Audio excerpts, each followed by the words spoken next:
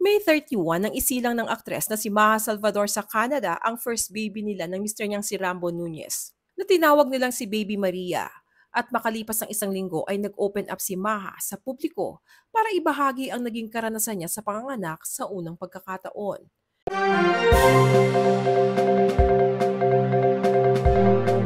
Sa Instagram ay inireveal ni Maha na nagkaroon siya ng 10 minutes emergency matapos iluwal si Baby Maria.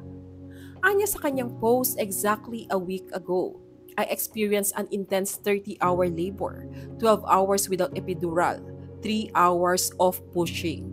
Then ended up having episiotomy and forceps. 2 contractions and 7 pushes later, we finally welcome our baby Maria. Immediately had 10 minutes of skin-to-skin contact with her, but biglang nagka-emergency. I had uterine inversion. Kaya kinailangan nilang kunin sa akin si Maria at binigay nila kay Rambo who was seated helplessly next to my bed. Ayon sa Better Health Channel, ang uterine inversion ay kung saan ang inunan ay hindi humiwalay sa uterine wall at hinihila pabaliktad ang matres habang ito ay lumalabas.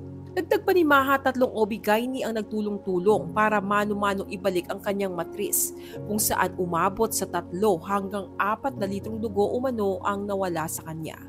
Bukod pa rito ay bumaba umano ang blood pressure ni Maha sa 60/40. Kwento ni Maha, sinabihan na lang ako ng dula ko na anytime I would have to go to the operating room for surgery.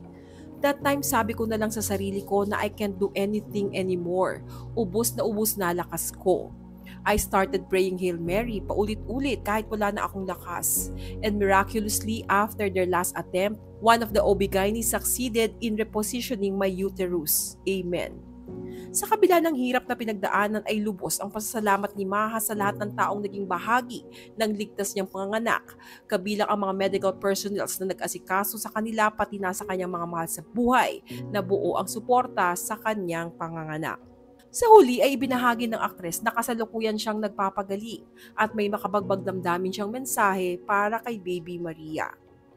Ani Maha, recovering now. Ang swerte kong kasama ko ang pamilya ko dito sa Canada.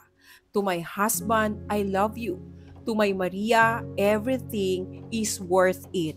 I love you, anak. Kasunod nito ay bumuhos ang mensahe ng pagbati sa matagumpay at ligtas na panganganak ni Maha Salvador.